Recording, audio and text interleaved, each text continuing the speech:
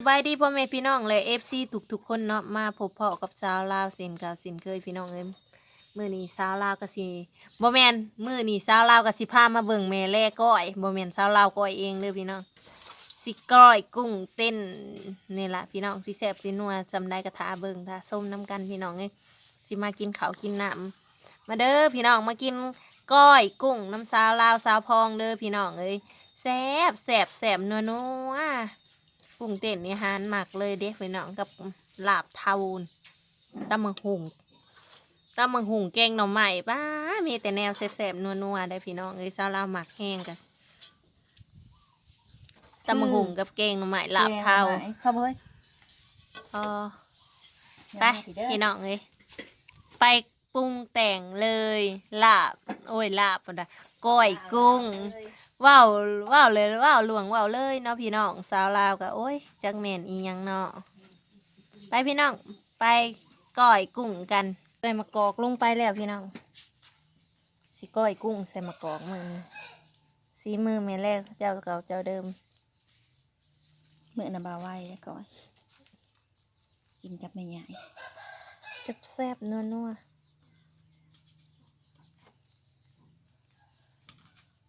มะกอกใส่ซองหน่วยไปเลยพี่น้องยันแต่มันบ่สม สิบขั้นเพราะว่ายันเนื้อกุ้งเฮาซ้ำเนาะพี่น้องปลาแดกก่อนเด้อโอ้ยเอาปลาเด็กลงไปเลยอ่ะพี่น้องเอาความนัวมันโยฟ้าปิด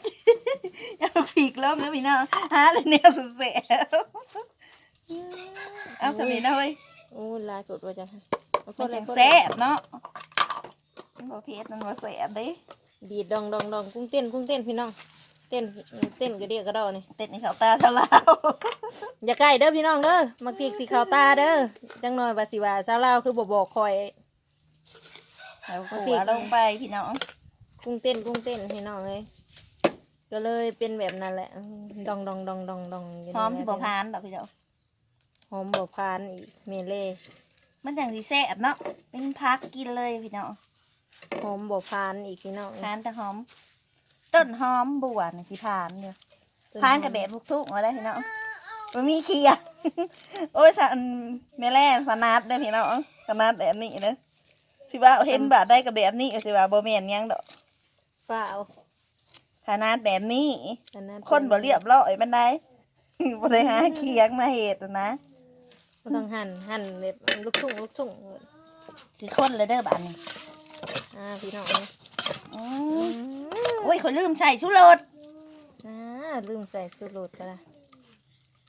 ใส่แป้งนัวเด้อพี่น้องบ่ได้เอาบ่วงใส่เลยอะไรเนาะกินลายก็แซ่บลายเด้อพี่น้องต้องชูรสใส่พอดีกับกุ้งเฮาแล้วเนาะพี่น้องกุ้งเต้นโอ้น้ำลายแตกได้บาดนี่พี่น้องเอ้ยหน้าตาก็ประมาณนี้แหละพี่น้องแซ่บน้ำกันเด้อพี่น้องก้อยกุ้งพ่อบอกพ่อแหละแซ่บบ่ซิมก่อนเด้อเป็นได้ไหมเลยแซ่บเป็นได้มาแซ่บผ่านพี่น้องเลยตาก้อยกุ้งลงไปพี่น้องเลยแซ่บนัวเมื่อนี้มีน้องทรายมากินข้าวหวานเลยพี่น้องเลยกินก้อยกุ้งกินกุ้งเต้นพี่น้องเบิ้ลละบันแม็กพังลาวพ่อก่อนก็ได้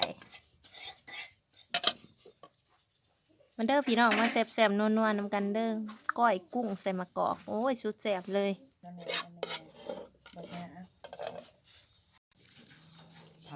กินข้าวน้ำกันเด้อพี่น้องเมื่อนี้บ่าวแม็กมากินข้าวหวมสบายดีบ่าวแม็กสบายดีอุ้ยนี่กับแพนด้า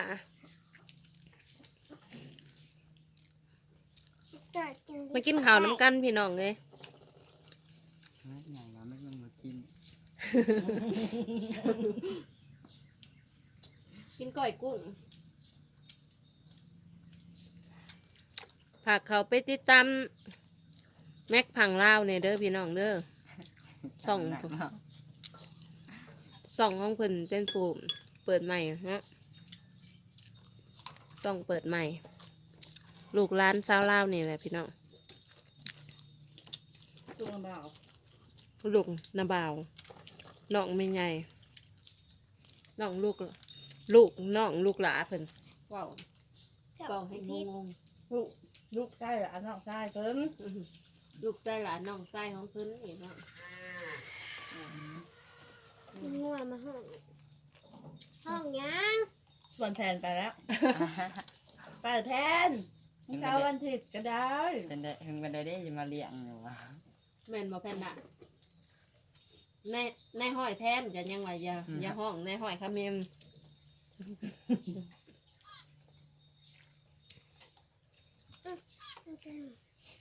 อ้าว จะบัดคือมือยาวบ่ะ จับสองมือ ไป ที่ เยอะไปเยอะอย่าเข้ามาเยอะ งวนตัวใดลูก แฟนกลัว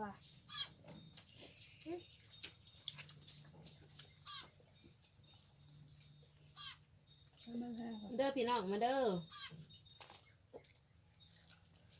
ปรุงเต้นนี่เจ้าได้พักยังเลยแม่นแหละ ได้ครับ พักกระโดนอันนี้พี่น้อง กระโดงก็เอากำลังดี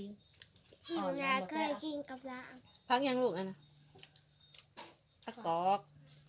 ถ้าประกอบบอก ใบมะกอก จะบอกกอบปุ๊บปุ๊บ แม่น อ้า บ่ วมันเห็ดจะเอื้อ หมาก็กินได้ ใบก็กินดีพี่น้องไอ้มะกอกรวมแล้วก็กินได้เบิดขนาดแก่นมันก็ยังกินได้คันไปเขียวได้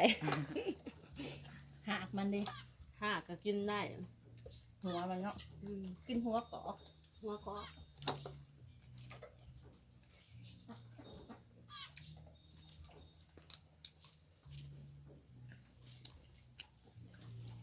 ใ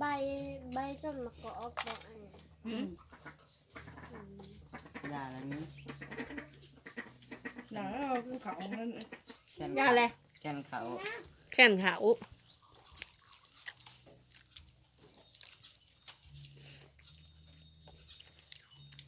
กินแล้วก็สิออกมาหน้าพุ่นล่ะพี่น้องนะมีโพสิออกมาหน้าบ่ โดย บ่แม็กน้ำ ไปส่องห้องอื่นในพวกเพื่อนเขาใจ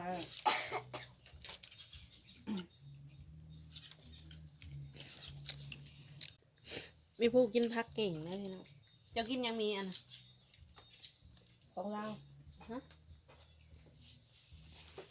ไม่พูด ต้มแตก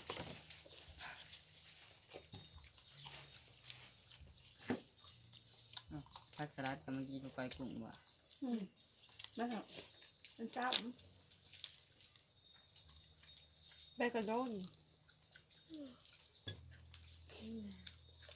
อยู่กรุงเทพยิงภาษาลาเลยเนาะ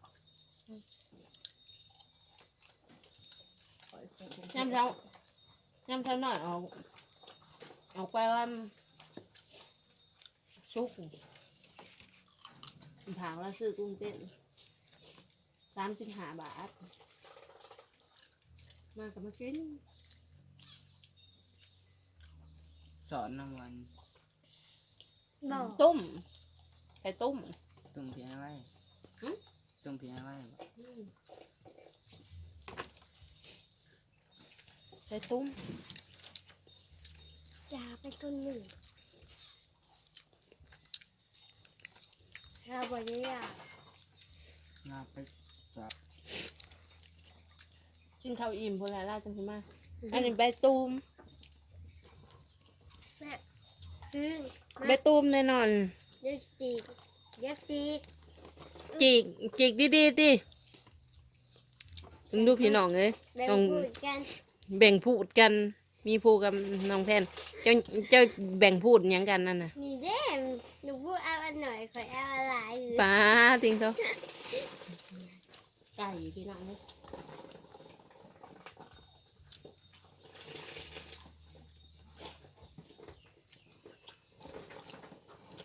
อากาศเปลี่ยนแปลงเด้อพี่น้องเนาะเป็นวัดเป็นไข่กัน กินเพียงไรเดี๋ยวหอนเดี๋ยวหนาว ก็แม่นแต่เนื้อจังหวะมันเป็นขี้มูกแตกเนาะ บางมื้อก็ เดี๋ยว ห หอน นาว เดี๋ยวหนาว บางมื้อก็หนาวบางมื้อก็ฮ้อน มื้อเช้านี่หนาวเย็นเนาะ แม่น น้ำหมอกกระตกแห้งไปมื้อนี่บัดแดดๆร้อนๆติ้งๆอยู่แม่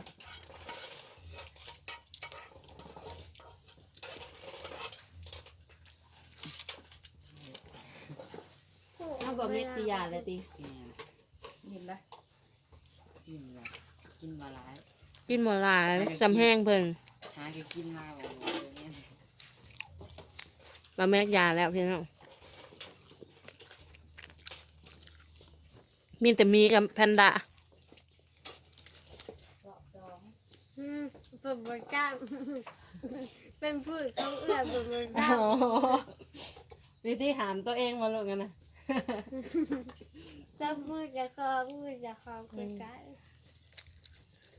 ผู้หมักตำหมักแตงบ่ มาจะเอามากินนาวาเพชรมือ เจ้ากิน ตรงไปหายมันหลอกมือ กินแล้วเดี๋ยวสิพากันไปใส่นี่ ไปจะช่วยมันคู่ไปปีนต้นมันย่ำกินเฉมสักนั่ง ป้า น้ำปีนหมดแป้งก็เหมือนนู้นไง ยันผู้โดดลงมากินดินแก้มมันสิหยุบเนาะลูก ก็ไงนะห้างขึ้นได้ยัง สีโม่ แต่โง่ยังอยู่วันปีนปีนเอาได้มาพากันจะเลยฮะ ตกโกกมันยุ่มหลังสิฮัก อืม จะหยามขึ้นก็ได้เนาะ เอาคืน แต่ห้าแล้วเคยไปขึ้นเอาเงิน ลาหาไปเลี้ยง บ่มีแล้ว